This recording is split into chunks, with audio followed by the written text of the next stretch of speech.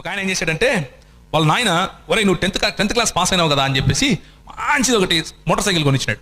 ఈ మధ్య 250 సీసీలు 300 సీసీలు motor cycle వస్తున్నాయి కదా, KTM అని, అదే ఇది బజాజ్ పల్సర్, ఇంకా ఏమేమో వస్తాయి. మంచి జీన్స్ వేసుకుని అద్దాలు పెట్టుకుని ఇట్లనే మీ ఊరికన్నా అనుకోండి, ఆడవాళ్ళ ఎవరో ఒక పాప కాలేజీకి పోతుంది, ఆ పాపకు చూపించాలి. ఇప్పుడు బండి వేసుకుని వస్తున్నాడు, సౌండ్ వస్తుంది.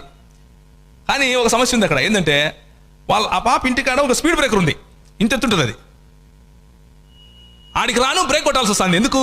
స్పీడ్ బ్రేకర్ ఉంది. స్పీడ్ బ్రేకర్ ఉంటే బ్రేక్ కొట్టక తప్పదు కదా.